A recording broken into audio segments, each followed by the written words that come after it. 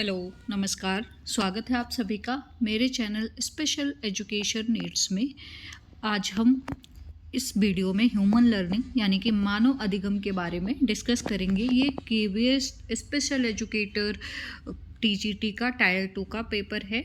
तो इसमें हमने फर्स्ट यूनिट कंप्लीट कर लिए, सेकेंड यूनिट अब कंप्लीट करेंगे। फर्स्ट यूनिट का रिस्पांस आप लोग मुझे बता सकते हैं कि कैसा रहा, कैसी रही वीडियोज़, उससे आपका कुछ फ़ायदा हुआ कि नहीं। और अब इस वीडियो में हम सेकेंड यूनिट स्टार्ट करेंगे। तो सबसे पहला टॉपिक है इसमें ह्यूमन लर्निंग एंड इंटेलिजेंस। तो इंटेलिजेंस का टॉपिक जो है वो हम बाद में करेंगे। सबसे पहले हम इसमें कंप्लीट करेंगे ह्यूमन लर्निंग। ह्यूमन लर्निंग में भी कॉन्सेप्ट, प्रोसेस और टाइप्स मतलब अवधारणा, प्रक्रिया और प्रकार के बारे में इसमें डिस्कस करेंगे। तो आगे बढ़ते हैं। सबसे पहले हम कॉन्सेप्ट की बात करें तो इसकी जो प्रकृति है इसको साइकोलॉजिकल और सोशल प्रोसेस बोलते हैं, मनोवैज्ञानिक और सामाजिक प्रक्रिया। अब मनोवैज्ञानिक और सामाजिक प्रक्रिया क्या, तो सबसे पहले हम देखेंगे learning as a psychological process. Psychological का मतलब होता है लर्निंग जो है उसको बोलते हैं मन से जुड़ी हुई प्रक्रिया है, ठीक है। क्योंकि साइकोलॉजिकल इसलिए बोलते हैं कि मन से जुड़ी हुई प्रक्रिया, हम सारी चीज़ अपने माइंड में याद रखते हैं, ठीक है।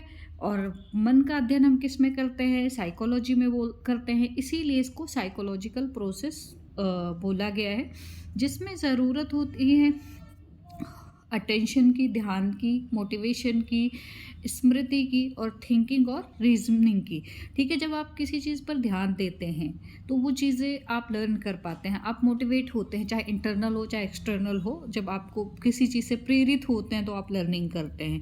और फिर जब लर्निंग अच्छी हो जाती है तो क्या होता है, आप उसको मेमोरी में स्टोर कर पाते हैं लॉन्ग टर्म के लिए। आप की थिंकिंग अच्छी होती है, आप रीजनिंग कर पाते हैं, ठीक है। तो इसलिए साइकोलॉजिकल प्रोसेस को बोला गया है। यानी जब व्यक्ति अनुभव करता है, सोचता है और व्यवहार में स्थायी परिवर्तन आता है तो उसको साइकोलॉजिकल प्रोसेस कहते हैं। क्लियर हो गया। साइकोलॉजिकल प्रोसेस यानी कि मन का विज्ञान है, तो मन का अध्ययन हम साइकोलॉजी में करते हैं। इसीलिए सीखना जो है वो माइंड से कनेक्टेड होता है, ठीक है। अब माइंड से कनेक्टेड है तो माइंड का अध्ययन हम साइकोलॉजी में करते हैं, इसीलिए इसे साइकोलॉजिकल प्रोसेस बोला गया है। जिसमें अटेंशन की ज़रूरत होती है, मोटिवेशन की ज़रूरत होती है, मेमोरी की, थिंकिंग की और रीजनिंग की। दूसरी हम बात करें इसमें सोशल प्रोसेस की, तो सोशल प्रोसेस क्या है यार, learning as a social process अगर हम देखें तो लर्निंग जो है समाज में रहकर होती है।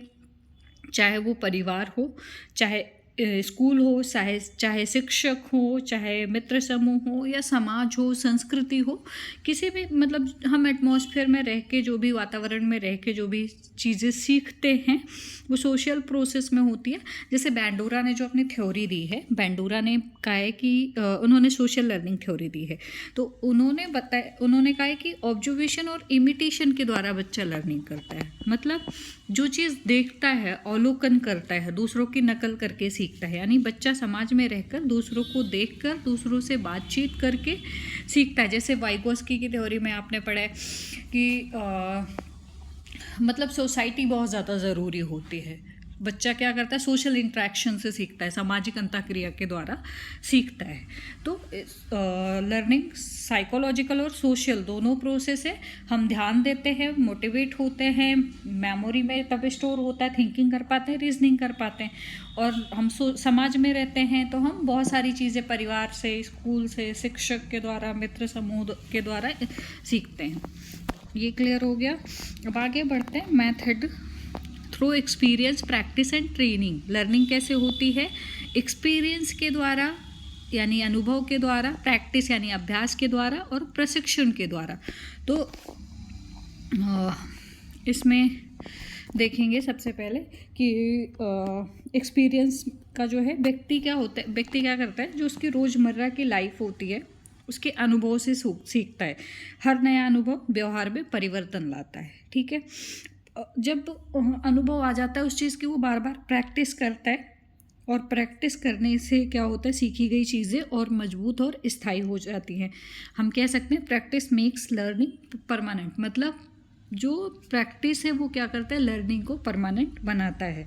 ट्रेनिंग क्या है, ट्रेनिंग जो है नियोजित और व्यवस्थित प्रशिक्षण से विशेष कौशल, ज्ञान और दक्षता का विकास है। मतलब हम जब ट्रेनिंग लेते हैं तो क्या मतलब कंटिन्यूअस चीज़ें सीखते हैं, व्यवस्थित क्रम में कैसे प्रशिक्षण होता है, विशेष कौशल का ज्ञान होता है, इसमें हमारी कॉम्पिटेंसी बढ़ती है। तो हम ये कह सकते हैं कि हम एक्सपीरियंस के द्वारा, प्रैक्टिस के द्वारा और ट्रेनिंग के द्वारा सीखते हैं। रिजल्ट इसका क्या होता है, relatively permanent change in behaviour, मतलब व्यवहार में अपेक्षाकृत स्थायी परिवर्तन। अब व्यवहार में अपेक्षाकृत स्थायी परिवर्तन क्या है, तो जब भी आप कोई चीज़ सीखते हैं, ठीक है, लर्निंग का सबसे इम्पॉर्टेंट रिजल्ट होता है बिहेवियर में रिलेटिवली परमानेंट चेंज। यानी इसका मतलब है कि लर्निंग के बाद जो बदलाव होता है जो लंबे समय तक रहता है, लेकिन ज़िंदगी भर सेम रहे ये ज़रूरी नहीं है। रिलेटिवली परमानेंट का मतलब होता है मतलब जो चेंज होता है वो टेम्परेरी नहीं होता है। ये बेस होता है, ये एक्सपीरियंस, प्रैक्टिस और ट्रेनिंग की वजह से होता है। जितनी अच्छी ट्रेनिंग होगी, जितना अच्छा प्रैक्टिस करेंगे, उतना अच्छा अनुभव आएगा और उतनी अच्छी लर्निंग होगी। तो ये रिजल्ट समझ में आ गया। नेक्स्ट है स्कोप, बर्थ टू डेथ, जीवन से मृत्यु तक। मतलब लर्निंग को बोला गया कंटिन्यूअस प्रोसेस है, मतलब हमेशा चलती रहती है। थोड़ा सा बिहेवियर में चेंजेस में हम बात करेंगे, जैसे रिजल्ट की। तो इसमें क्या होता है, जो अपेक्षित परिणाम होते हैं उससे क्या होता है, व्यवहार में अपेक्षाकृत स्थायी परिवर्तन होते हैं।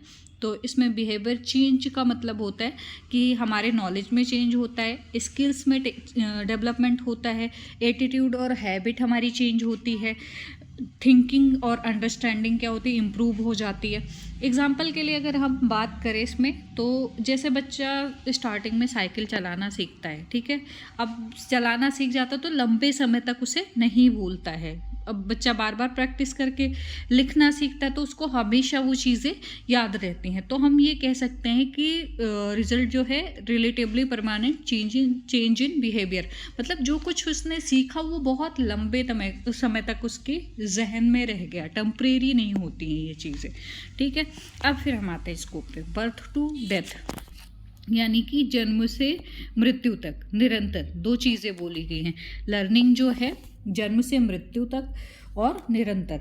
तो जन्म से मृत्यु तक का मतलब होता है, बर्थ टू डेथ का मतलब होता है कि लर्निंग एक लाइफ लॉन्ग प्रोसेस है, मतलब लंबे जीवन की प्रक्रिया है जो जन्म से लेकर कब तक चलती है, मृत्यु तक चलती है।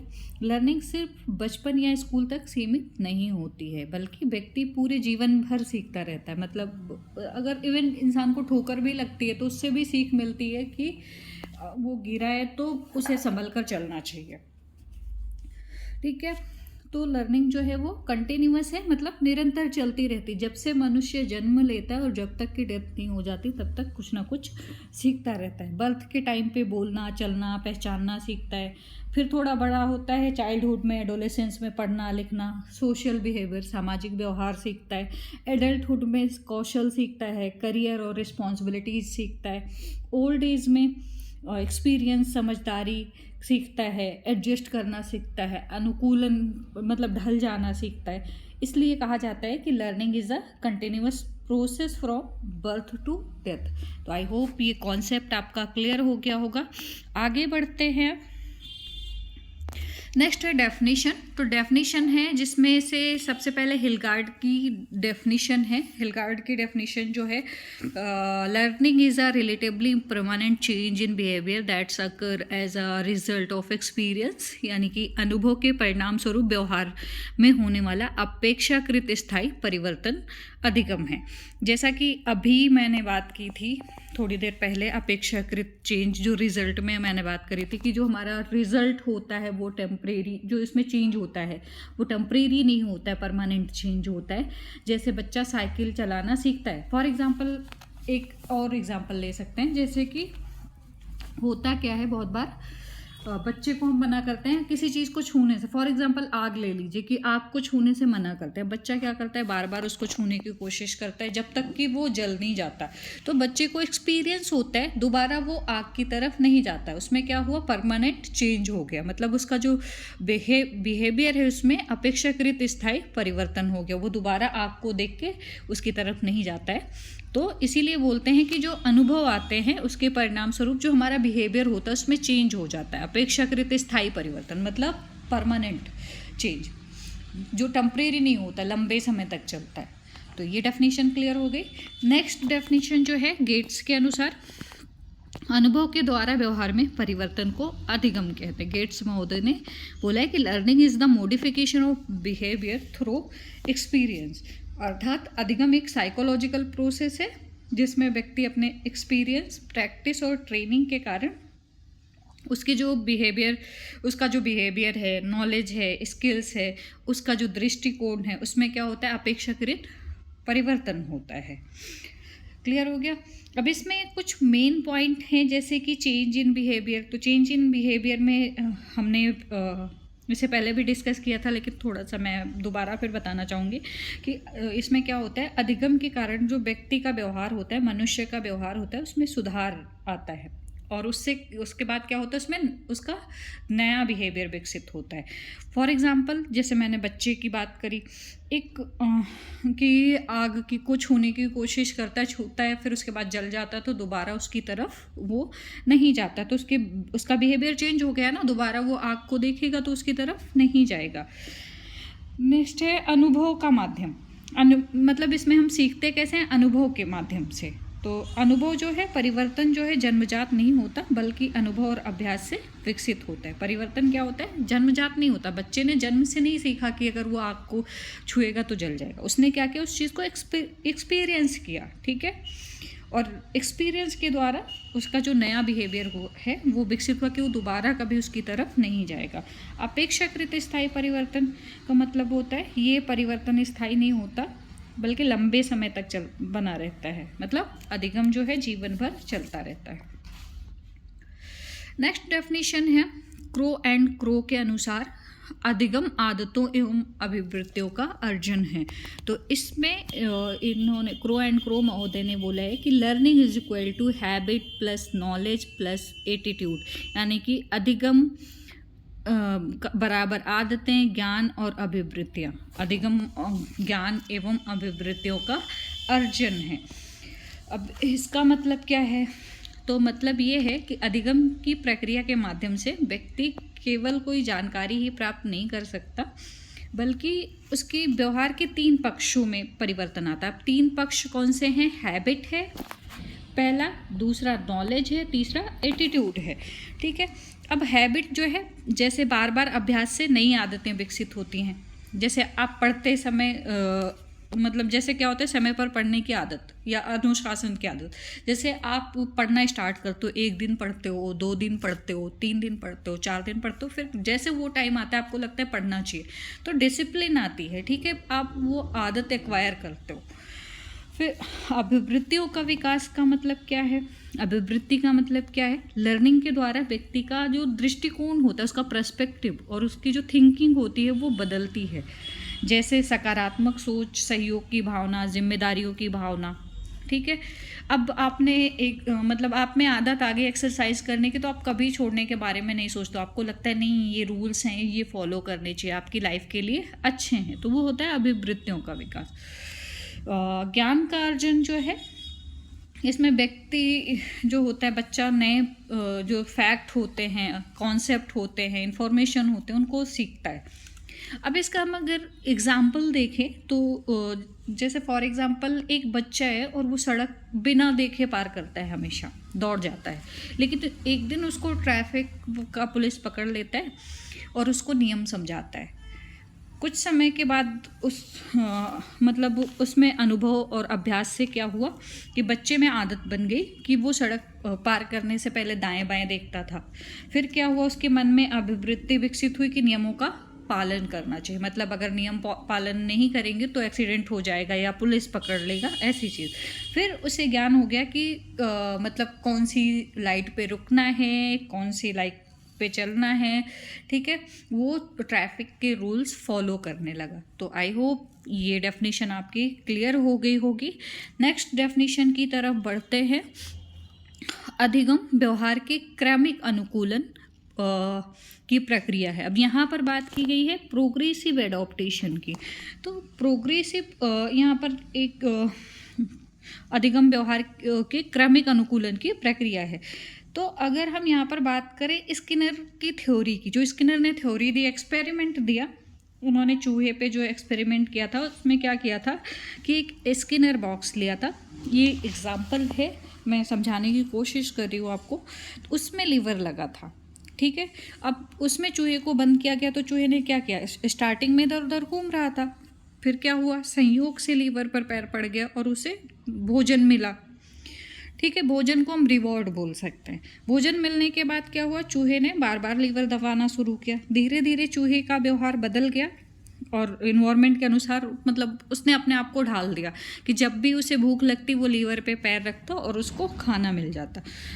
अब इसके कंक्लूजन में हम क्या बोल सकते हैं, इस चूहे के प्रयोग, मतलब इस प्रयोग में चूहे का व्यवहार जो था उसके अनुभव के कारण उसमें क्या हुआ, क्रमिक चेंज हुआ। क्रमिक चेंज का मतलब पहले उसने गलती करी, फिर क्या हुआ, धीरे धीरे वो सीख गया और एक टाइम ऐसा आया कि वो जाके तुरंत लीवर दबाता था और खाना उसे मिल जाता था। तो क्रमिक रूप उस अनुकूलित हो गया ना उसका बिहेवियर। क्रमिक रूप से अनुकूलित इसलिए स्पष्ट होता है कि अधिगम व्यवहार के क्रमिक अनुकूलन की प्रक्रिया है। क्लियर हो गया। मतलब स्किनर ने, अगर ये एग्जाम्पल फिर से मैं समझाने की कोशिश करूँगी कि स्किनर ने क्या किया, एक बॉक्स में चूहे को रखा और उसमें लीवर था, ठीक है। चूहे ने क्या किया, इधर उधर मतलब घूमा, पहले क्रम से उसने तुरंत जाके फटाक से तो नहीं किया ना, लीवर पे पैर रखा, उसने काफ़ी मतलब एक के बाद एक प्रयास किए, एक के बाद एक प्रयास किए। अंत में क्या हुआ, उसका रिजल्ट क्या हुआ, वो उसने मतलब उस अपने व्यवहार को अनुकूलित कर लिया। लास्ट टाइम पे वो जाके लीवर पे पैर रखता था और भोजन उसे मिल जाता था। नेक्स्ट है वुडवर्थ की डेफिनेशन। नए ज्ञान एवं कौशल प्राप्त करने की प्रक्रिया को अधिगम कहते हैं। नया ज्ञान और कौशल क्या है, तो जो नए ज्ञान की बात करें, न्यू नॉलेज, जो भी हम सीखते हैं, जो भी स्किल्स होती है मतलब स्किल्स सीखते हैं, उसके प्राप्त करने की प्रक्रिया को अधिगम कहते हैं। तो डेफिनेशन आपको समझ में आ गई होगी। अब हम आगे बढ़ते हैं। कैरेक्टरिस्टिक की बात करें तो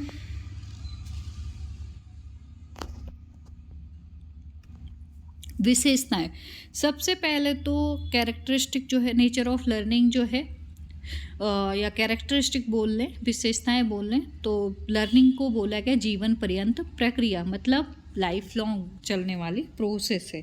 लाइफ लॉन्ग का मतलब क्या है, आजीवन प्रक्रिया है, क्योंकि व्यक्ति जन्म से लेकर मृत्यु तक कुछ ना कुछ सीखता रहता है। इससे पहले हमने डिस्कस किया था, सीखना केवल क्या है, स्कूल कॉलेज तक सीमित नहीं होता है, बल्कि हम फॉर्मल और इनफॉर्मल तरीके से कुछ ना कुछ सीखते रहते हैं। मतलब घर, समाज, जो हमारा वर्क प्लेस है या जीवन का कोई भी अनुभव है, उससे हम सीखते रहते हैं।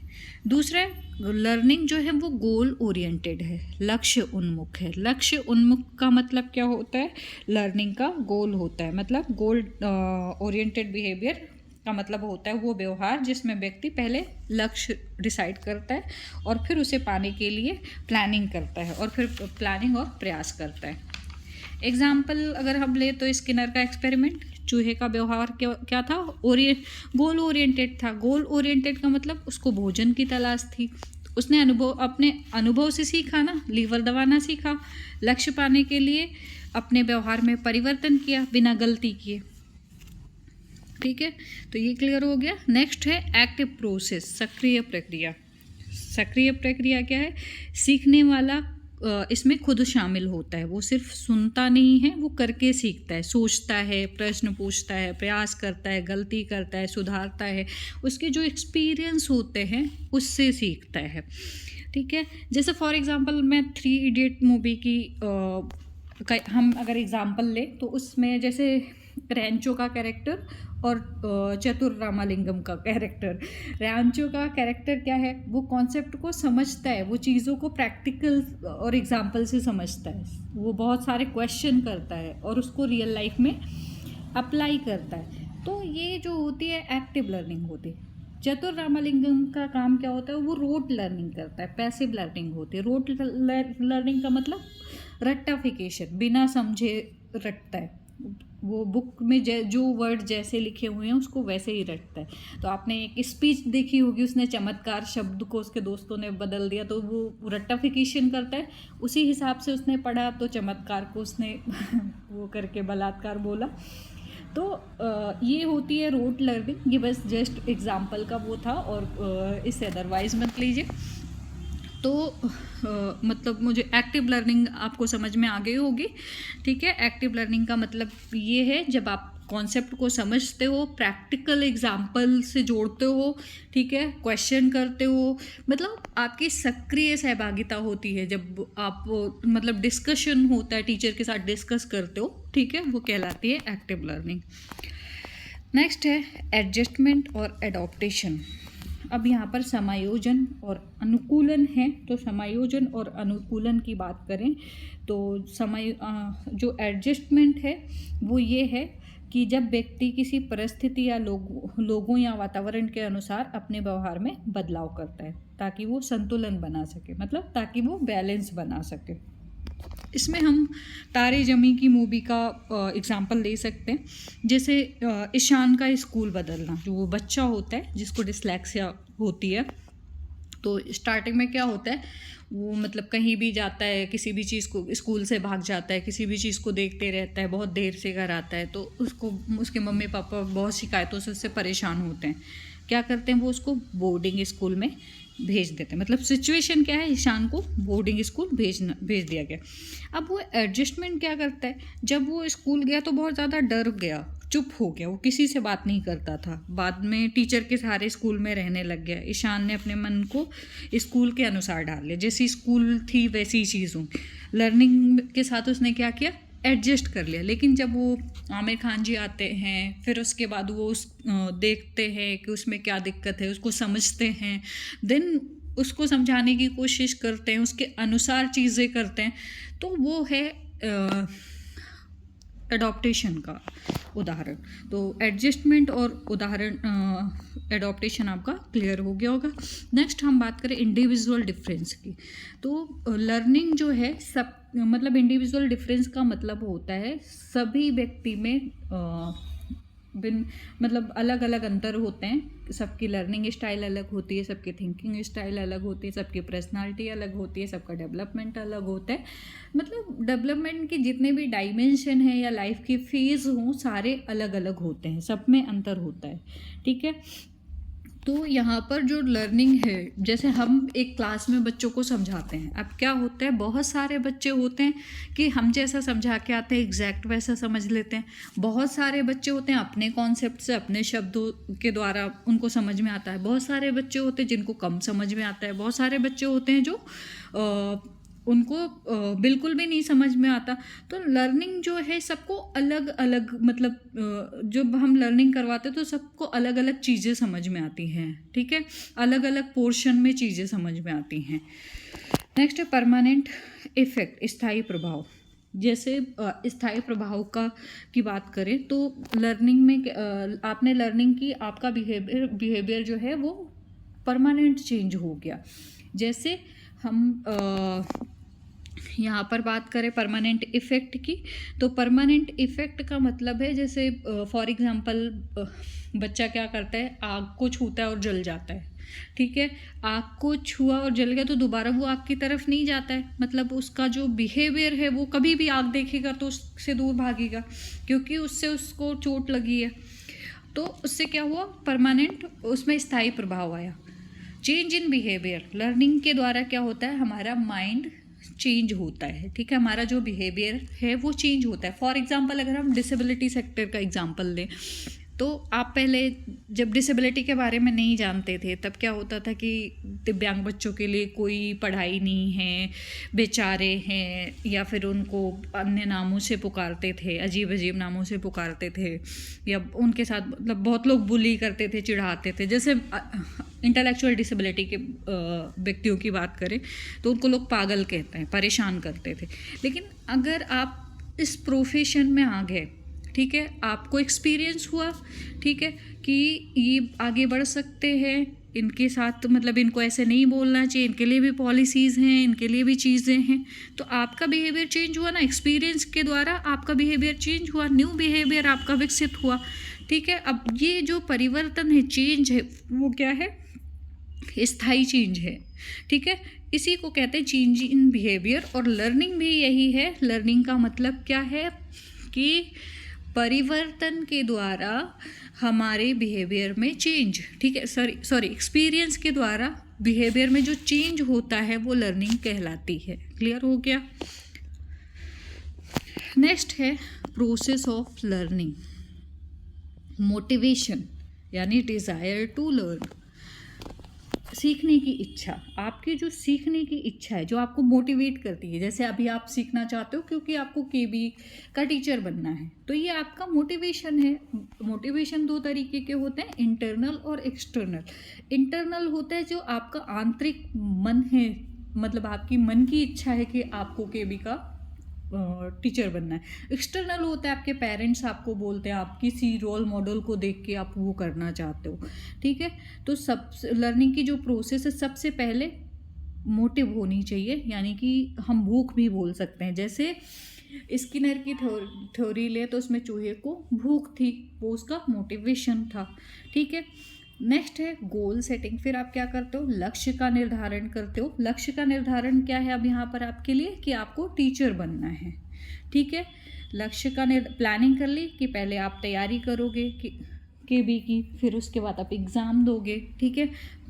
तो ये आपकी गोल सेटिंग हो गई कि ये यूनिट इतने टाइम में, ये यूनिट इतने टाइम में, ये यूनिट इतने टाइम में। तो आपने क्या किया? एक गोल डिसाइड कर लिया, लक्ष्यों का निर्धारण कर लिया।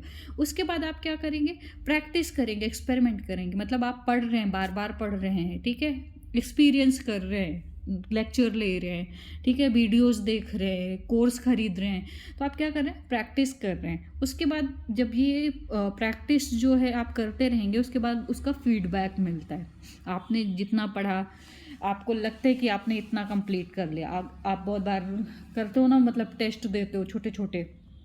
अब उसमें क्या होता है? उससे फीडबैक मिलता है कि हाँ, आपने जो पढ़ा है वो सही है, ठीक है।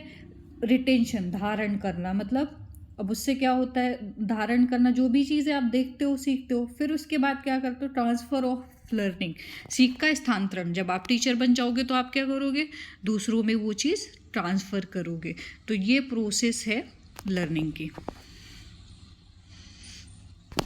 टाइप्स ऑफ लर्निंग की बात करें, अधिगम के प्रकार की बात करें तो वैसे बहुत सारे हैं, लेकिन यहाँ पर मैंने वैसे लिए कॉग्निटिव, मोटर, इमोशनल और सोशल। तो कॉग्निटिव क्या है?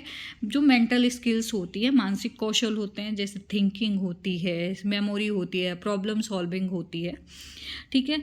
अब इसमें सोचने का तरीका, मेमोरी डेवलपमेंट जो है, किस तरीके से आप अपनी मेमोरी को लॉन्ग टर्म बना सकते हो, किस तरीके से हम प्रॉब्लम सॉल्व कर सकते हैं, ये चीज़ें सीखते हैं। मोटर कौशल जो है, फिजिकल स्किल्स जैसे फाइन मोटर और ग्रॉस मोटर स्किल्स इसमें आ जाएगी, राइटिंग, प्लेइंग, ड्राइंग, ठीक है, ये सारी चीज़ें। इमोशनल डेवलपमेंट, किस तरीके से आप पेशेंस रखते हो, अपने भावनाओं को कंट्रोल करते हो, भावनाओं को नियंत्रित करना, तो इसमें धैर्य और सहानुभूति आ जाएगी।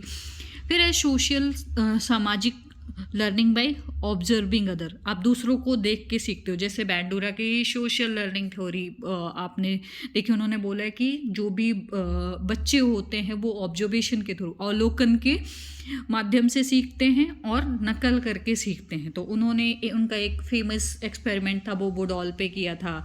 उन्होंने क्या किया? एक बच्चे को एक कमरे में बंद किया, उसको एक हाथ में डॉल पकड़ा दी और उस मूवी चलाई, तो पहले प्रेम पर आधारित थी, तो उसने वो मूवी देखी और उसमें मूवी में बच्चे को मतलब डॉल को वो व्यक्ति सहला रहा था, तो उसने भी उस तरीके का बिहेवियर अपनाया। दूसरी मूवी जो थी वो सोशल वैल्यू पर आधारित थी, वो डॉल से बात करता है, तो ये बच्चा भी डॉल से बात करता है। तीसरी मूवी जो थी वायलेंस पे आधारित, तो वो डॉल को मार रहा था, तो इसने क्या किया, बच्चे ने उसको देखा और वो डॉल की गर्दन तोड़ दी।